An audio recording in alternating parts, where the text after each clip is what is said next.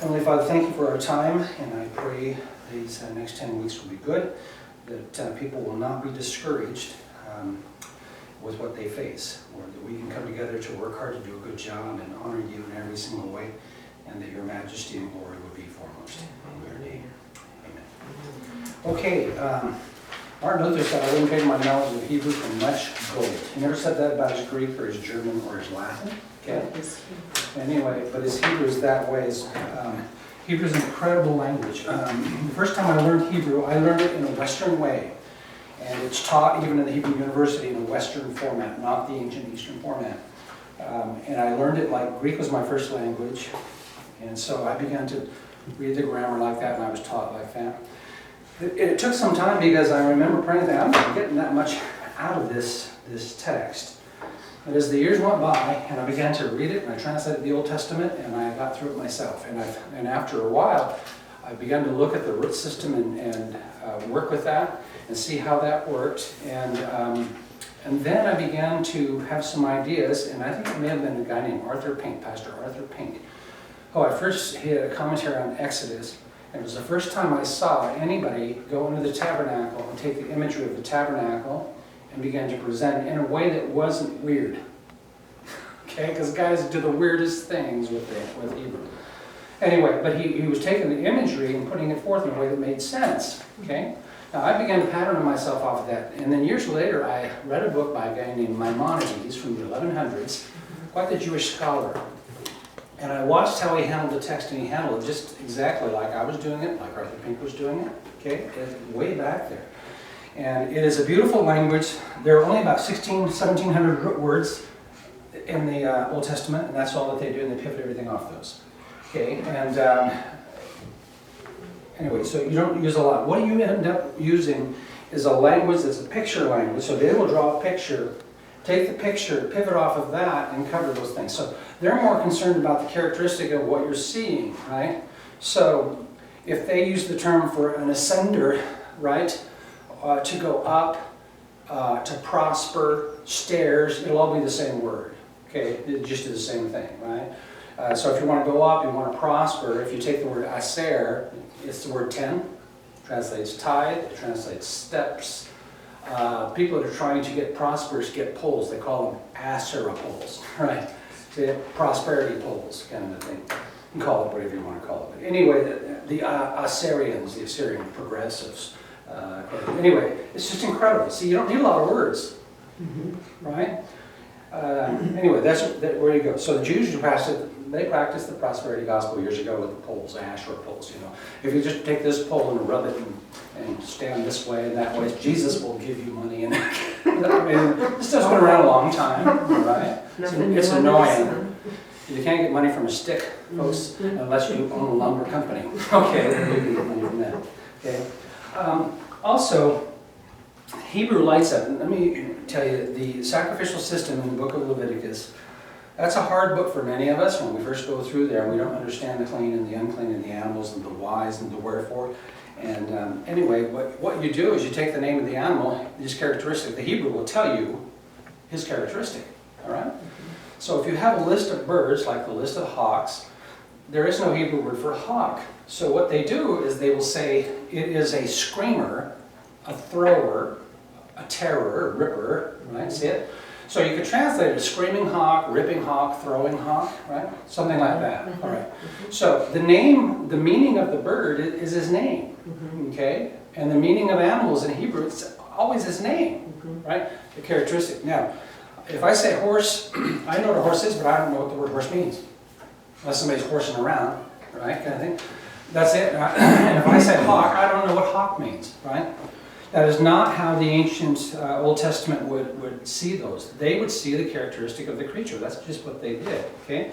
So, if I take my sacrificial system, you got 5 sacrifices, and you begin to bring those animals, the meaning of your sacrifice is built into the animal. So if you bring a bullock, it means par, fruit, right? God cursed the ground, it brought forth no fruit. God's going to undo the curse, right? Fruitful. And the power and the strength of the bull is the strength to bear fruit. Ram just means muscle, brute strength, right? Jesus dies to give you strength, right? The word goat's a beautiful word because it is just the word az. And it's all over the place when God says, stop rebelling. Rebelling. Rebelling. So why would you bring a goat as a sin offering, you think? Where's your sin coming from? You're rebelling, right? Anyway, so the goats are little rebels kind of thing. And by the way, have you ever had goats? They are little rebels. They're just troublemakers, right? And they're happy little troublemakers. They just love making what they're doing, kind of thing. All right? There's the goat. You've got two birds. One bird, dove, of course, is associated with peace and offers of peace. And the other word for a bird means to be restless. Okay? That's all it is. What am I dealing with? I'm dealing with restlessness. I need peace, and see it? I need strength. I need to be fruitful. And I need, my sin needs to die. All right. So Jesus, it says, he became sin. How do you become sin? All right. See it the same way. So through Leviticus, the word offering is almost never in Leviticus. It's inserted by the translators. So I take the word offering out, and I just go open my Hebrew text. So he says, bring your sin to the Lord. He doesn't say bring a sin offering. Now you're bringing something. So he says, bring your sin to the Lord. Now, your hands have been doing something. So lay your hands on the head of the troublemaker, the goat. Now confess what you did. See it? It's quite lovely. Your hands are what you do. Even in the New Testament, lifting up holy hands is not this. It's lifting up an offering to God, what you've been doing, right? Kind of thing. So doing those kind of things. I confess my sin. Now my sin goes to the little rebel who represents me, and he dies. And so when Jesus comes, he became sin, and we become righteous. See, there's a transfer in that. See how simple this is? It's really quite incredibly simple. All right? Now, if you take the traits of those animals, right, the issue becomes, if you eat these animals or you touch dead things or something like that, the issue is clean and unclean. The issue is not redemption, whether you're going to heaven or hell or anything like that. Clean and unclean. Now, if you're unclean by this, he says, wash and you'll be clean at evening, because that's when the new day begins. Okay, just take a bath. All right, this is interesting. I'm unclean, and taking a bath makes me clean before God. How does that work? All right. Now, if that's the case, now we go to the New Testament, and Peter has a vision, and down comes this sheet. And on the sheet are clean and unclean animals, right? And the very next chapter, he tells you, God has shown me the Gentiles are acceptable. You see what he did? The traits of the animals are the traits of the Gentiles, right? And nothing to do with food. Nothing to do with food, no. God used a physical analogy to show you something. So it did deal with food originally, right? But it's the characteristic of that animal. So when Gentiles come to the Lord, they're a bit unclean. They don't have the heritage. They don't have those kind of things, right? So I just take my hawks that I used earlier and I go, all right, do Christian Gentiles ever scream? Probably. Oh, okay. It's not a sign that you're not a Christian. It's a sign that, right? It is an unclean trait, and you shouldn't be doing it. Now, notice, the world doesn't end. Go get cleansed. How do you get cleansed in the New Testament? If we confess our sins, right? He'll cleanse us, right? I need to go deal with this, not next week. I need to deal with it now. Get this taken care of. All right. One of the words for the hawk means to tear something up, to rip something up. Whether it's a piece of paper. Do Christians ever rip anything up because they're throwing a fit? Or all right, see it? It's an unclean trait. So throw things. Have you ever thrown anything? It's the Lord, right? See. Now notice, this is not going to determine whether you're a Christian or not. These are items of clean and unclean, right? God takes these visuals. What's more visual than the animal world or the trees or the rivers? See, and the whole thing is that way. It's incredible. All right. Now, there's a group that takes these letters and starts ripping them apart and giving assigned meanings to the pieces of letters and things. My problem is I can't see Jesus ever doing it, the apostles never did it, and not a single prophet ever did it. Okay? And so I have to take their word for it, and I also have to take their word for the meanings because they can't demonstrate them. They can't show me. So I look at that and think, that's a bridge too far for me. I'm not going to go there. I'll do what the apostles did, what Jesus did, etc. So there's a way to do this stuff that will make sense. Now that's just a brief introduction, okay? And if you'll read Leviticus that way, it's incredible. It is really incredible, okay? If you take the word whole burnt offering, can you guess what 3 words don't appear in Hebrew? Okay? Those three words don't appear. All it is the one who will go up, the ascender. Bring your ascender to the Lord. Somebody's going to go up for you. See it? I like that word than whole burnt offering. Yeah. Now, how does it sound? Well, he gets burned whole, he said, goes up, things like that. But it's very interpretive, right? And I don't want the interpretation. Translators can overly help you. And you don't need a lot of help. You just need to see it for yourself.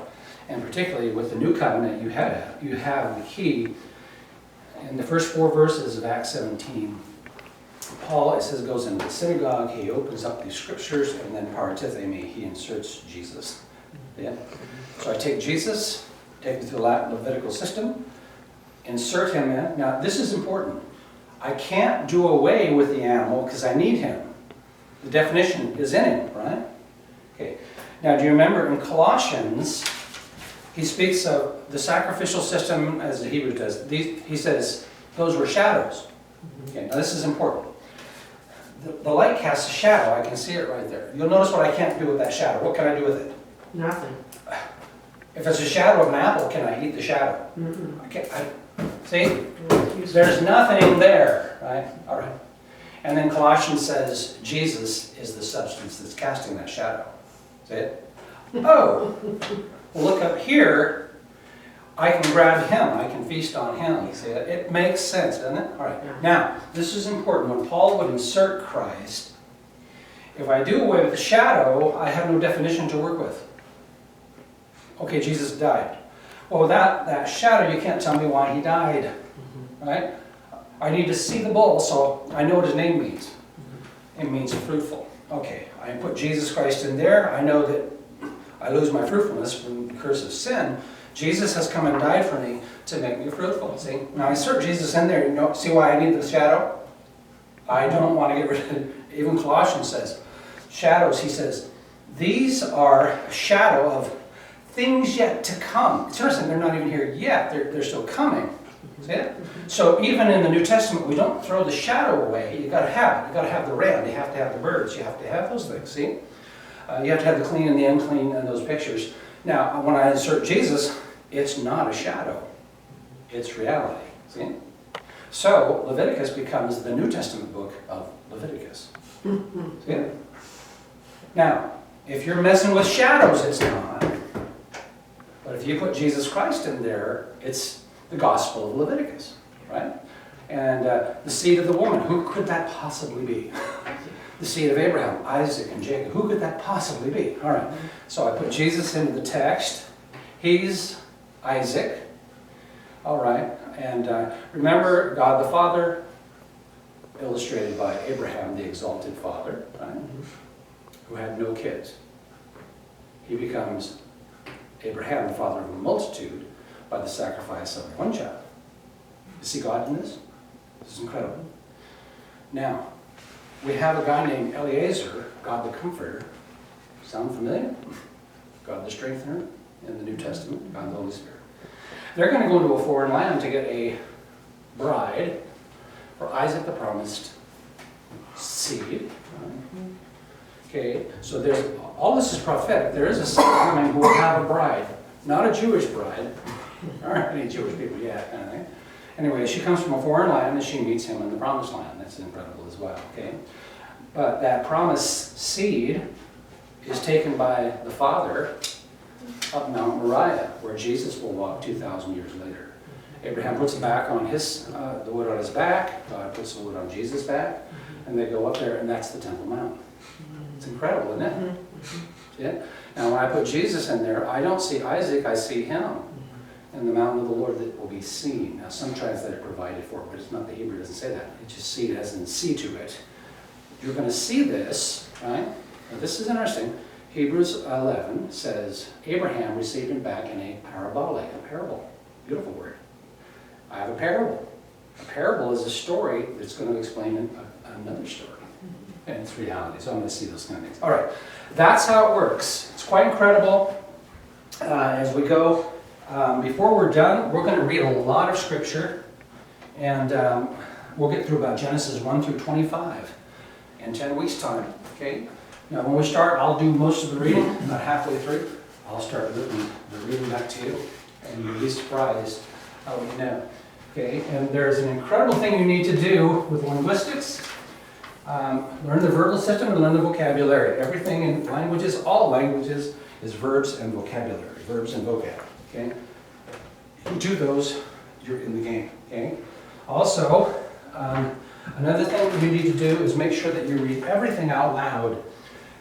If you're reading Hebrew or not reading out loud, you aren't reading Hebrew. Okay? Right? You must learn to say it out loud. Okay? That's incredibly important. All right. Now, I want to start with the vowels, and the vowels are not Hebrew. They were added by the Masoretes later on to give you an interpretation of the Hebrew text. A little bit of phonetics, but it's highly interpretive. Okay? Now, the Hebrew is the consonants or the letters, and the vowels are not. But we need the vowels so that we can begin to illustrate sounds. All right. Now, I want to show you something here. I'm going to use these squares represent letters, but they are not letters, they just represent them. Every Hebrew word has 3 letters, okay? If they're block script, okay? Everyone has 3. What you need to do is you work with any Hebrew word to get back to 3 letters. And if the Hebrew word has 2 letters, you've got to get back to finding that 3rd letter. Now, once you're there, you have the root, okay? Now, once you get to a Hebrew root, it's like your hand, right? It'll give you a basic meaning and it'll never depart from that basic meaning, right? And so what happened, in one verse you may translate it this, or this, but these words are all the same, okay? Right, to increase, have stairs, to go up, it's all the same. All right, that idea will always be the same. Now, the vowels in Hebrew are going to be sounded A, E, I, O, U. Now, I'm going to deliberately oversimplify this, all right? So our focus here is reading. Now, if you want to get really geeky in Hebrew, do it later after you read it, okay? Now listen, when you're reading a book and you're reading a newspaper, are you thinking in your mind, well, that's predicate nominative? No. Are you really thinking that? Nobody's thinking that. All right, but you're fluent in your native tongue. It would take years to become as fluent as you are having in your native tongue, right? So my illustrating here is we want to read. We'll figure out all the technical stuff later, right? And you know who needs to know that? Grammarians. If you're not an English grammarian, you don't need that. It's the same way in Hebrew or Greek or anything else. Unless you're really going to be a really techno guy, you don't need a lot of that kind of stuff. What you need to do is get reading, okay? And then you can figure it out later on. All right, A, E, I, O, U. So you've got a couple of, just remember, if you see a line, one has this and one has this, but that's going to be an A sound, okay? Everybody got it? Okay. We're going to pronounce it A as in father or dad or anything like that, but A. All right. So if I see a line, what sound is it? Oh. Ah. Together? Oh. Ah. What is a line? Oh. Ah. Okay. That's what we're going to consider our line. All right. Now A. Let me separate this just a little bit. Okay. There's my A. This. Yeah.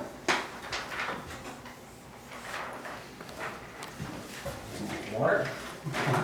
Is this the bigger one? Okay. The E sound, okay. 1, 2, 3, 1, 2, and 1. All right? Okay. We have 3 E sounds. Oh. E is going to start with F. Together, F. Right. Like your just words. Okay. If the bottom dot's missing, A, strong A, like as in they. A, together, A, right? Do you guys seen the Three Stooges? All right.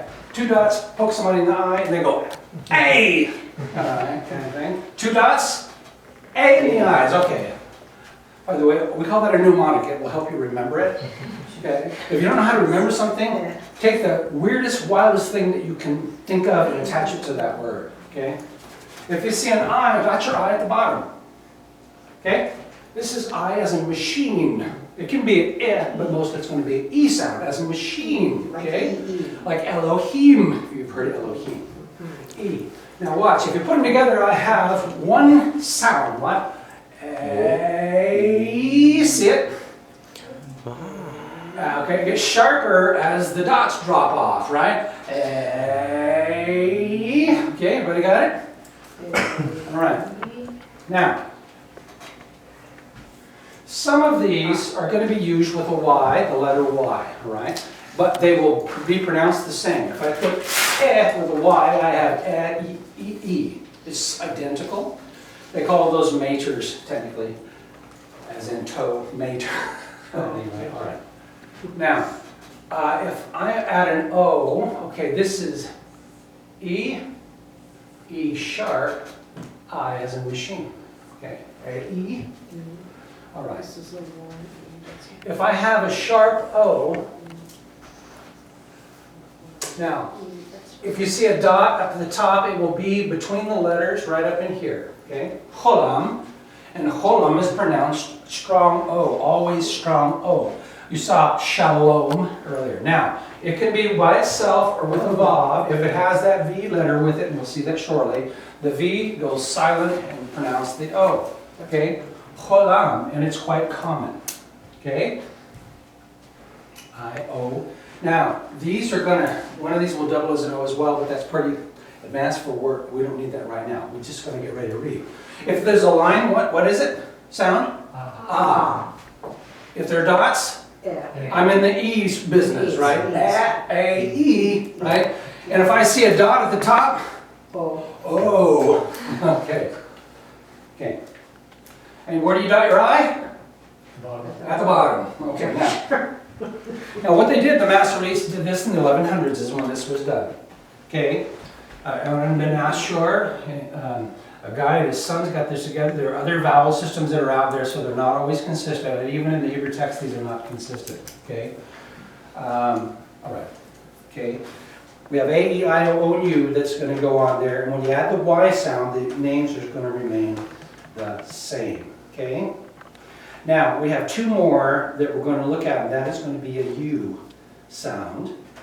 And these are a little odd, okay? Now, if I see a U, it'll be one of two things, right? Both of them are really sharp. Ooh, ooh, ooh, ooh, ooh, ooh, ooh, all right? Now, the first one is that this is the letter Vav, and if I see the letter Vav, there'll be a dot right there. I will not pronounce the V sound, I will just have a U, all right? Dot in the side is a U sound. Okay. Now also we have three more dots, but if the three dots are going from left to right, they're going downward, like this, that's also a sharp U. Both of these U's are just sharp U's, all right?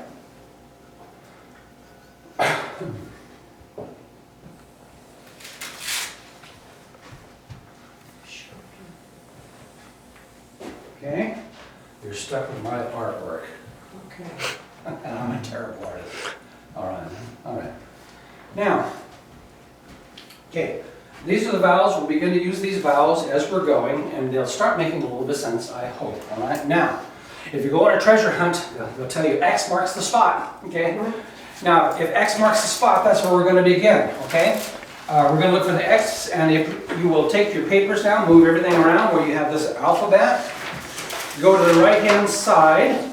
You will notice the first letter X marks the spot. Okay. We're going to do that now. If you will notice the red, you have the Hebrew alphabet. It goes from right to left, okay? Now I'm going to read through it a couple of times for you, and don't pronounce it after me. Don't do anything, just listen. Go from letter to letter with me. Use your pen as a pointer if you need to. So I have Aleph, Beth, Gimel, Dalet, Hey, Vav, Zion, Cheth, like lock, Cheth, Teth, Yod, Kaf, Lamed, Mem, two Mems because one goes at the end of a word, Nun, one is at the end of a word, Samek, Ayin, Pei, one of those is at the end of a word, Sade, as in he's got lots, TS sound, lots, Sade, one goes at the end of a word, Kof, Resh, Sin, Shin, Tav. Again, Aleph, Beth, Gimel, Dalet, Hey, Vav, Zion, Chet, Teth, Yod, Kaf, Lamed, Mem, Nun, Samik, Ayin, Pei, Sade, Kof, Resh, Sin, Shin, Tav. Okay? Now, as I pronounce it this time, pronounce it behind me. Okay? Aleph. Together? Aleph. Again? Aleph. Beth. Again? Beth. All right. Gimel. Gimel's a camel in Hebrew. Daleth. Hey. Vav. Zayin. Now this one, clear your throat just a little bit, like la. Begin with this, the end of the word. Heth. Taith. Yod. Kaf. Lamed. Again, Lamed. Mem. Nun. Samek. Ayin. Pe. Sade. This begins like the last two letters. He's got lots of dots. Sade. Kof. Rach.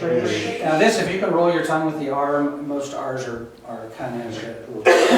Okay, so you have Rach. Oh, again. Rach. Okay. Sin. Shin. Tav. The two letters that are next to the last, Sin and Shin, are the same Hebrew letter. Okay? They just broke them up phonetically, and the letter themselves means teeth. You can actually kind of see that. By the way, the alphabet appears in some of the scriptures as an acrostic, right? It just goes, the names of the verses of the scripture are Aleph, Beth, Gimel, Daleth, Hey. Just, right? It's incredible, okay? And when they hit Sin and Shin, there's only one of them, so we know they're the same letter. And when it gets translated into another language, like Syriac or something like that, we also know it's one letter, okay? Back to the beginning, the red letters again. Aleph, Beth, Gimel, Daleth, Hey, Vav, Zayin, Chet, Taith, Yod, Kaf, Lamed, Mem, Nun, Samek, Ayin, Pe, Sade, Kof, Resh, Sin, Shin, Tav. Right now, I want you to look at the Hebrew letter only. Okay, now use your finger or your pen. Just looking at the Hebrew, the first one, X marks the spot. We're going to begin with the Aleph here, okay? Now, I will pronounce it. Do not pronounce it behind me. Just follow the letters, all right? Okay. Aleph, Beth, Gimel, Daleth, Hey, Vav. This is incredible. Vav in Scripture. If you look it up in lexicon, it means nail or a peg. What does it look like? Well, there's only one word that's a vav, and all through Leviticus, you'll take the pegs, take the vavs, and the vavs, and the vavs, and nail it. And so if you get that down, that vav means a peg, you've nailed it. No pun intended. Okay. Hey, vav. Now, the next one is Zayin. Chet, Taith, looks like a U. Yod. Now hold your place on the Yod. Yod, if you look it up in a lexicon, spells hand. You see the hand? This is like this, see it? See the hand? So Yod deals with a hand that's grasping and doing, right? It does something, okay? Kaf also means hand. But Kaf means this. See the shape? Okay, so it means this. Now watch this. If I look up the word Kaf, it's going to say cupped hand. And if it's a cupped hand, what dishes will it be? A bowl. It'll be a bowl. What else can it be? A cup. All right. Now, if I take it and I turn it over, put it on my head, what is it? It's a cup, right? See it? And if I see one off in the distance, I know it's the word for a hill. You see it? It's incredible. So all you see is kaf, so you can't say, what does kaf mean? Well, kaf means this. See it? You see the letter? That's what it means. Okay, so anything with that shape, yod, anything with that shape, see it? Anything, it won't matter. And that's how that language is going to work. All right, yod, kaf, the lamed, mem, two of them, mem at the end, final mem, noon, final noon, break the little leg down at the bottom, Take it straight down. Samek, an S sound. Ayin translates in your Bible, well, source, eyes. By the way, do you remember the dress-up parties where they used to have, the ladies had a set of eyes on a stick? And they would hold up the eyes on the stick, right? See, isn't that what you got? Ayin. Pei, when you see pei, if you look it up, it spells mouth. Does everybody see the mouth? See the lips? Okay, pei. And pei, final pei, the leg goes down below. Sade, and final sade, goes down below. Kof, Rach, Sin and Sheen, just a pitchfork, and both mean teeth. Now tav by itself is also an alternate spelling for the word tov, which means good or beautiful. And so Ecclesiastes says the end of something is gooder, tov, than the beginning, so there we have tov, okay? Looking at the letters again, let me read straight across, all right? I'll just read, do not pronounce it. Aleph, Beth, Gimel, Dalet, Hey, Vav, Zayin, Chet, Tet, Yod, Kaf, Lamed, Mem, Nun, Samek, Ayin, Pei, Sade, Kof, Resh, Sin, Shin, Tav. Now back to the right-hand side, this time pronounce it behind me. Do not look at the English, okay? Aleph, together? Aleph. Aleph, together? Aleph. Aleph. Now you just learned the word for cattle? You learned the word for 1,000? Does that sound like a verse? God owns the Anna. Okay? Aleph also translates governor, which is interesting. What does a governor have that nobody has? Mansion. Well, mansion. He's got some weight and some power. He's like a head bull. Okay, a mayor, so a mayor can be an olive, or a governor can be an olive. And sometimes the names of what we call mayors and governors and things like that are just names of head animals, right? I mean, you go to the business, who's the head hog at the trough? Yeah. Okay. They called the church secretary and said, hey, who's the head hog at the trough? Head hog at the trough. And she said, well, we hardly refer to the Right Reverend Bob or whatever by that title. And he said, I don't care. I got $1 million check. I need to know who to write it to. And she said, here comes that fat pig down the hall now. Okay, second letter, Beth. Beth, together? Beth. If you see a house, it's a Beth, daughter, Beth, okay? By the way, this is incredible. First time I saw this, I was translating Joshua. And they would conquer this city and its daughters, and this city and its daughters, and I couldn't figure out what in the world does that even mean. Okay? And Jesus described a city is set on a hill. That's where you build cities, right? So people have to fight up, and they have walls, right? During war, where do the little communities go? To the city. Do you know what they call the little towns down here? Daughters. Daughters of Jerusalem. Right? The daughters of Jerusalem, daughters of Zion. Jesus looking over Jerusalem. It's one of the priests say, where are these people from? They're not from Jerusalem. They're from all these little communities. They're from the daughters, right? Little daughters, right? And David went chase a guy down. His commander said, he'll do more damage than Absalom did. And they went and found this troublemaker. And they found him. She said, wait a minute, we are a mother city. Make sense? It's a mother city. Lots of little communities, lots of them are dependent on us. Okay? It's incredible, right? Anyway. Okay, so Beth, which is interesting, Beth is a daughter, it's a house kind of a thing, and women are homes, they just are. Wherever she is, wherever my wife is my home, kind of thing, all right? So, back to the beginning. Aleph, Beth, together. Aleph, Beth. Again, Aleph, Beth. That little time on the bottom right-hand side, in the Hebrew they call it a horn. Okay? Jesus says not one yod, there's the letter yod, the smallest letter, or horn. He's translated tibble, and I don't know where that comes from. Not one yod or one horn of a letter, right, that gives it its power or its authority will pass until the law is fulfilled, right? Those shadows, how do you fulfill a shadow when the real tree has come, the real animal, the second, right? That's what it is. All right. Third letter, Gimel. Together, Gimel. Again, Gimel. Hard G sound. Gimel, if you look up the word Gimel in a lexicon, it spells camel. Okay? Now, it also spells like your stuff. Now, today we use U-Haul. What did they use in that day? If you hauled around your stuff, right, you went and got some Gimel, right? And hired this guy, shows up with 5 camels and he moves your Gimel, your Gimelim, right? Your stuff. Gimel, all right? Daleth, together, Daleth, again, Daleth. Next letter, Hey, again, Hey. Now this is important, that line on the left does not touch. Vav, together, Vav, it's a nail. Vav, okay? Zion is like the Vav, only it's like a stick wearing a hat. Notice it has a horn, Yeah. okay? Zion, together, Zion. Again, Zion. Now remember, this is Lach, nest monster, Lach. Oh. Ha, okay, Hey. Again, together, Hey. Again, Hey. Now notice the Hey, 3 letters before, they look alike. But the leg doesn't touch 3 letters before, okay? Tave, together, Tave, again, Tave. Next letter, Yod, Yod. Yod, Yod means what? Hand. Hand.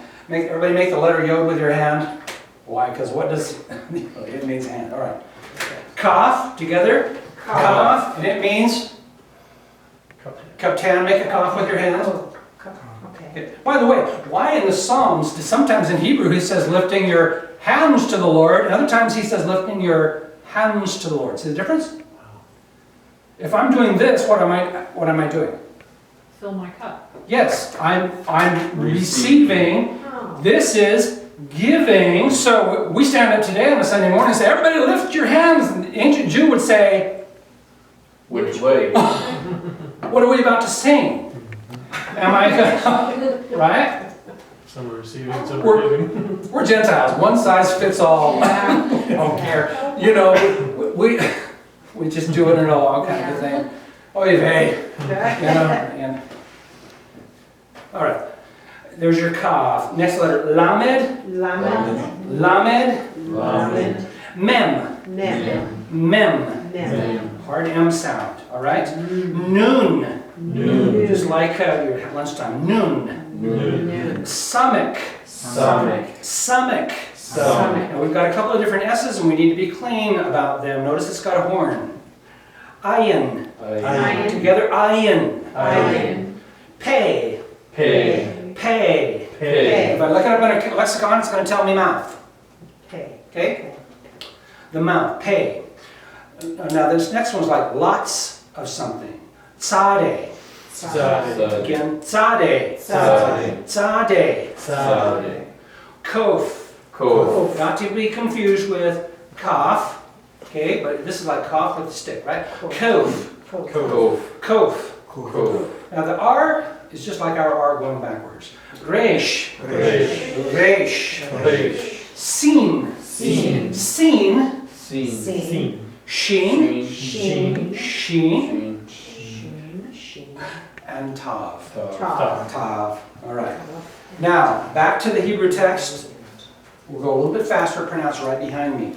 Aleph, Aleph. Beth, Beth. Gimel, Gimel. Daleth, Daleth. Hey, Hey. Vav, Vav. Zion, Zion. Cheth, Cheth. Teth, Teth. Yod, Yod. Kaf, Kaf. Lamed, Lamed. Mem, Mem. Nun, Nun. Samek, Samek. Ayin, Ayin. Pei, Pei. Sade, Sade. Kof, Kof. Resh, Resh. Sin, Sin. Sheen, Sheen. Tav. Tav. Now at the very top in the blue there you have a couple of dashes. That means these letters have no sound, all right? Some of these letters will interchange in Hebrew because there's more than one spelling. That's the history of the world, right? You can spell potato a couple of different ways in English and they're both right and both appropriate. This is important. When you see in a Hebrew or a Greek Bible the term error, now remember this, error when you're a child means a mistake. Error in the scholarly world does not mean a mistake, it means different. Okay? So they would say potato error, right? Because it's different, there's another spelling for it. He doesn't mean you spelled it wrong, all right? That's important. So there's more than one way to spell Jesus, there's more than one way to spell lots of things, right? Particularly, people used to spell phonetically. Today we have these little laws governing the kind of thing. That's not the history of the world, so you have more. All right.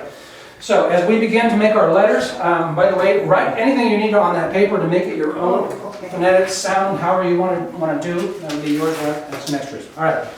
Now, every time we're going to write a letter, I want you to write it at least about 4 or 5 times straight down below. Don't write across, but straight down.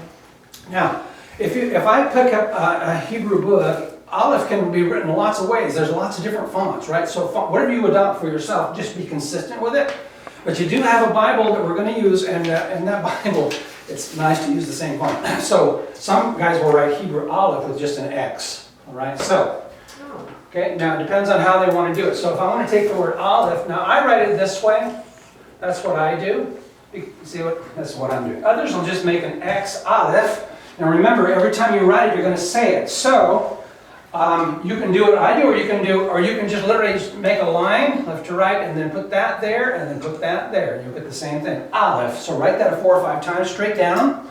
Aleph. What are you supposed to do every time you write it? Say it. Say it. Aleph. Aleph. Aleph.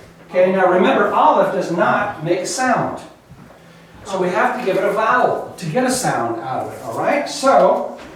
Remember my lines? If I put a line underneath it, what sound is it? Ah. So immediately I have ah. It doesn't come from this, it comes from this. No? Right?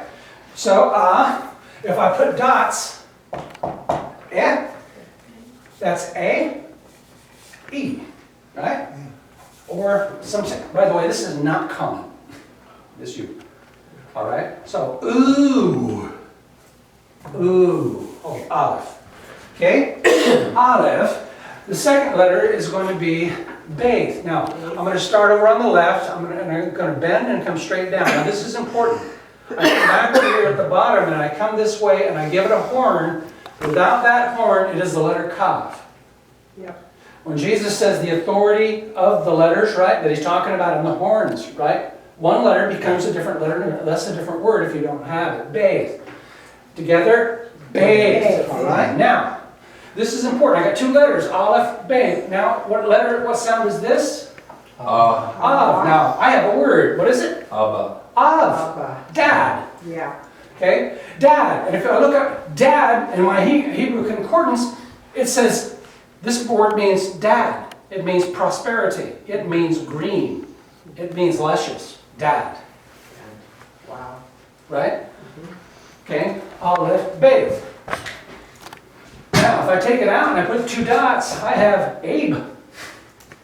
Abe Lincoln. Okay? Oh, okay. Now, this is important also. You're going to see this. We won't measure on this today. That's a B, hard but. If I take it out, it's a V sound. Okay? And you'll hear it. All right. Aleph, Beth, Gimel. I'm going to come over here. I'm going to come down just a little bit like that. Round it, come down here. And I'm going to give it a leg to stand on. Gimel. Together? Gimel. Write that 4 or 5 times straight down. If you mess it up, it's okay. Gimel. Gimel. All right? Gimel. Okay? Now watch this. B and a G, right? Gimel. Beth and a G. What is the word? Bag. It's a bag. I'm going to go with 1 dot, makes an I. Big. Big. Okay? If you're on the street and you're hungry, Big. big. All right. Now, if I put my Gimel here and I start, he's got the gift of the gab. All right, see it? Now, a little awkward reading like this, but it can be done. Aleph, Beth, Gimel, Dalet, right? Dalet, I'm going to come straight over here, leave the horn. So I'm going to come back in here and I'm going to come straight down to the line. All right. Dalet, there's my D sound. My D sound, right. Dalet, what are you supposed to be saying when you write it? Dalet. Dalet, thank you. Dalet. Dalet. Dalet. If I Dalet. just have this letter hard, yeah. Oh, Egad. Egad. Okay. Gift of the gab. All right. Okay. Oh, Gad. Aleph, Beth, Gimel, Dalet. Hey, I'm going to make one of these letters kind of like this. I'm going to come straight over, straight down. Now I'm going to leave a hole right there. Come back. It's for the Hey. comes through. Hey. Hey. Hey. The door to the barn. Okay? Aleph, Beth, Gimel, Dalet. Hey. So I'm going to take my hey and put it with the Daleth and put a letter, now it's had, H-A-D.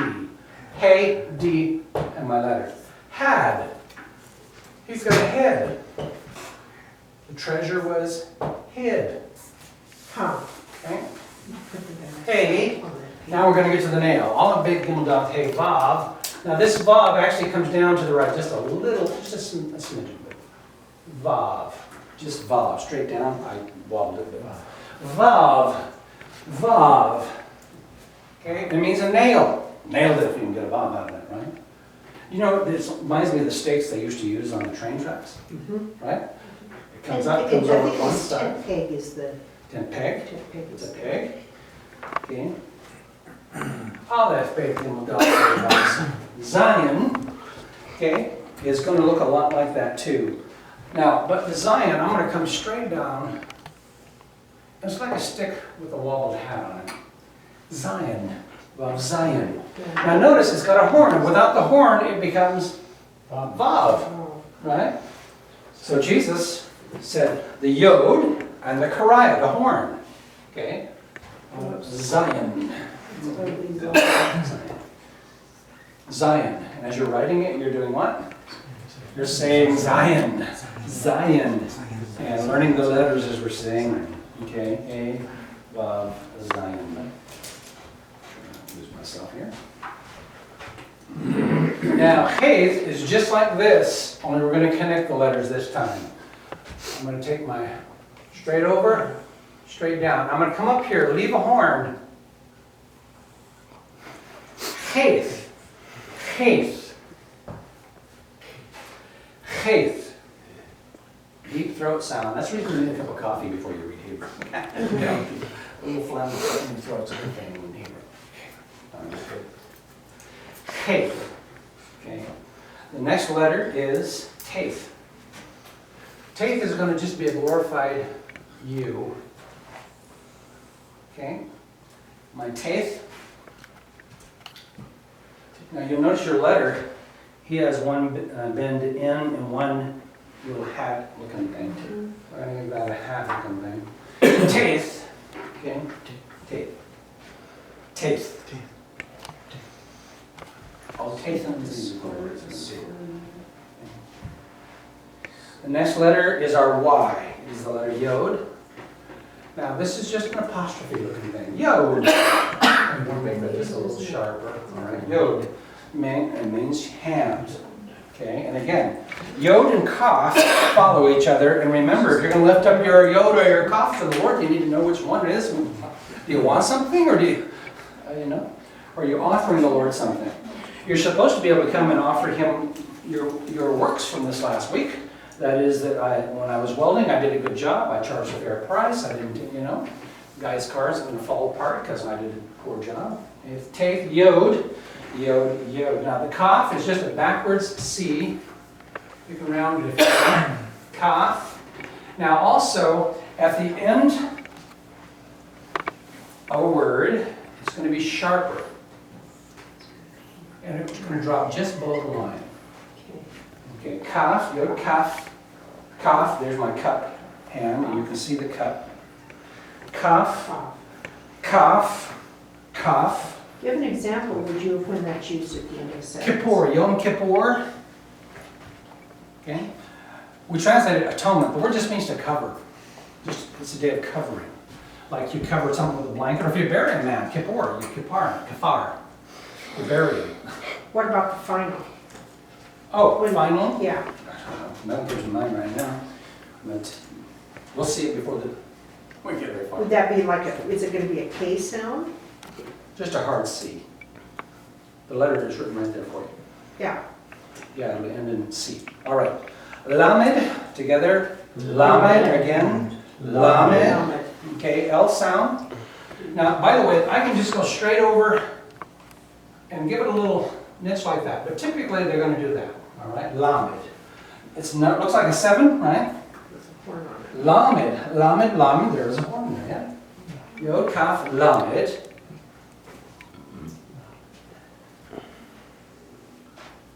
With the letter before, I can pronounce it Kal, call, cool, right? Okay, Lamed. Lawmen.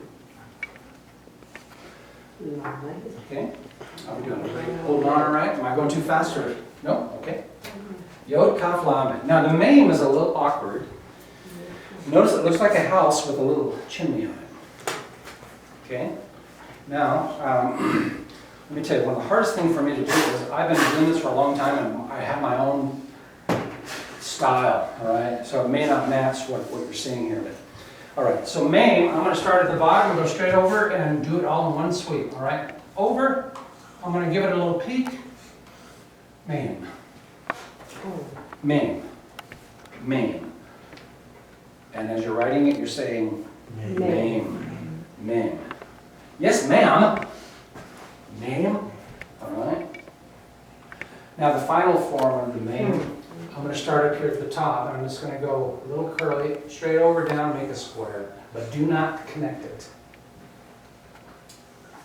Okay. Actually, he connects it. You can connect it if you want. I don't. All right. Mame. And as you're writing it, you're saying Mame, Mame, Mame, Mame. Put a U before the L in front of that, and I have loom, limb, etc. All right. Next letter is Nun. Together, Nun. Notice this looks like a Vav if it's a final form, doesn't it?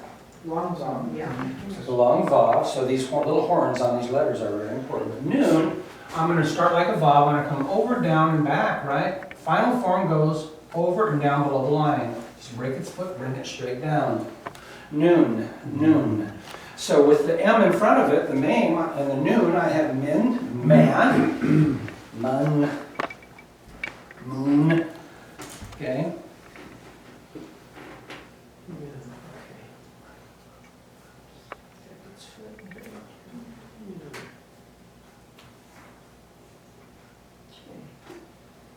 By the way, that cough, Khalaq, to go, run, walk, Khalaq. Okay. If that's the word, check my spelling. Next word is Samek.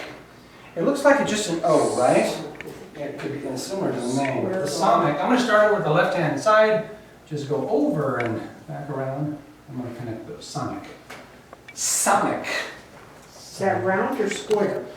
Yeah, Yeah, okay. fine both. Samek. Samek.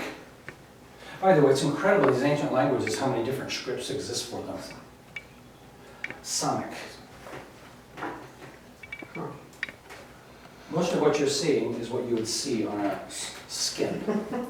Try to make it soft. Samek. There's an S. If I go backwards between that and the noon before, I have sin. And, okay, if I put a U before the noon and go with the Samek, I have noose. All right?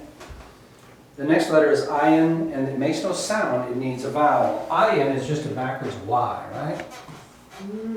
Ayin, ayin, ayin. It means eyes. If you look into a well, you look into an ayin. What you do, the well actually has an eye down in it, doesn't it? If there's light shining down, there is an eye down there, looking back at you. Ayin. It will have a vowel underneath or around it associated with it somehow. All right? Ayin. Okay.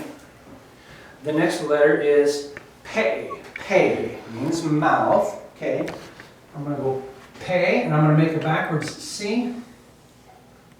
Drop down and give it just a little bit of a lip now, and then the final form below the line, pei. Now, dot is pei. Without the pei, it's ph as in phone.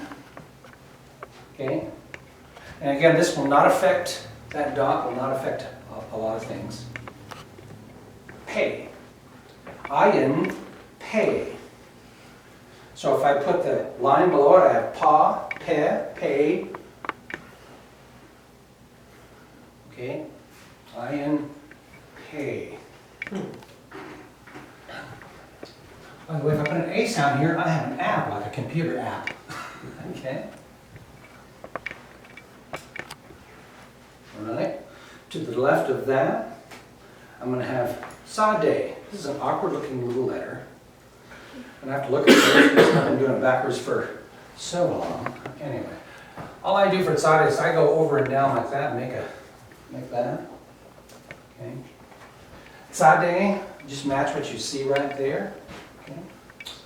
Or I'm going to have a Y from down below the line. Sade, Sade, This is Sade.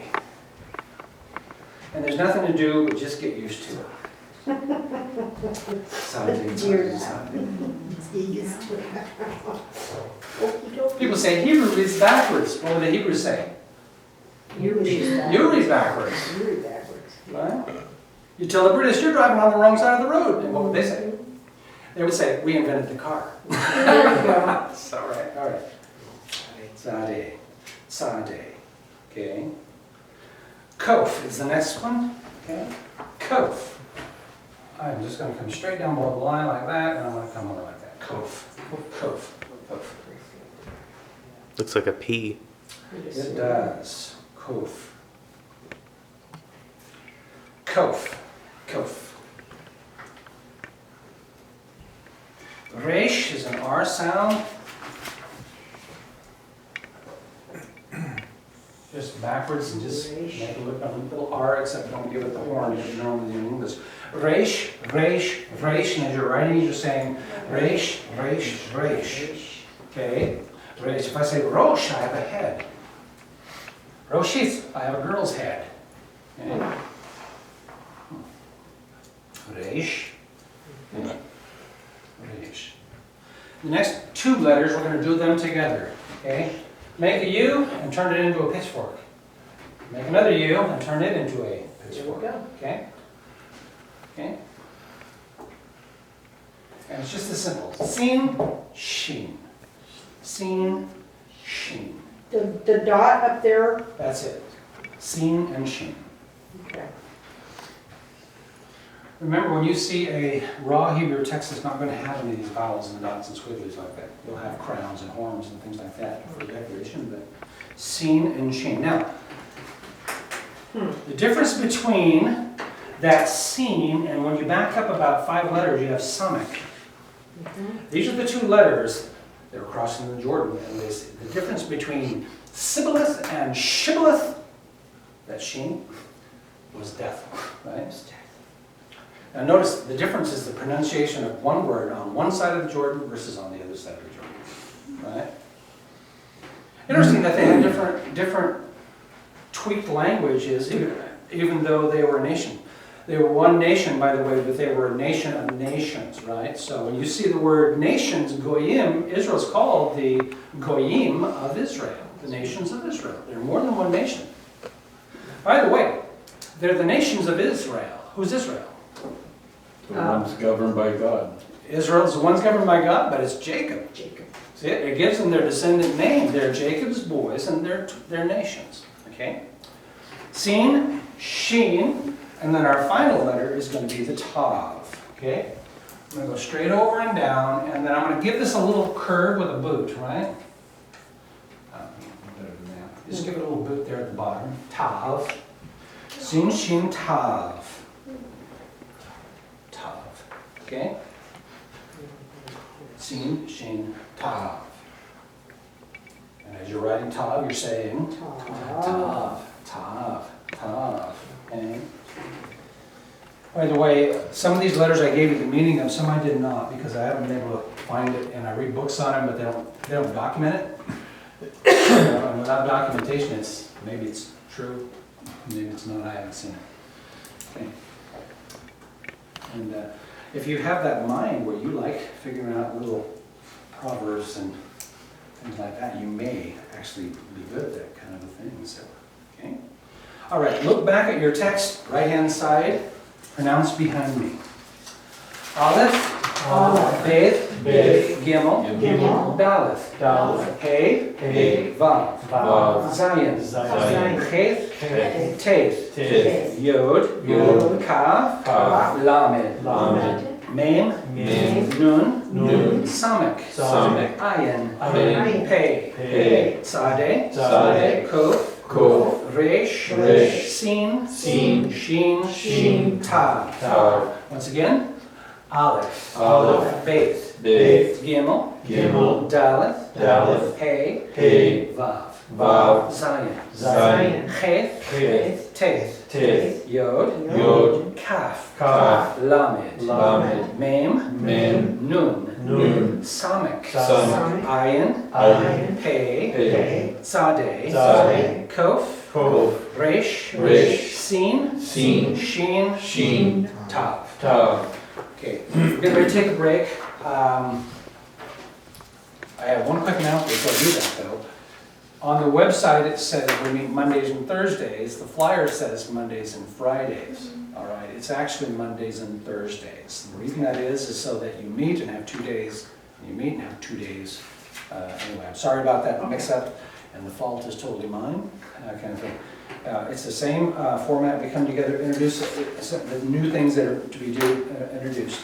And beginning Thursday, just a couple of days, we're going to start reading Hebrew. All right? And we will be moving right through that stuff. But you'll see some incredible things every time we meet. Every time we meet. Okay? We're going to take a break. One other thing, I need to have you, while during this time, we can do it afterwards if you need to, fill out your registration forms, okay?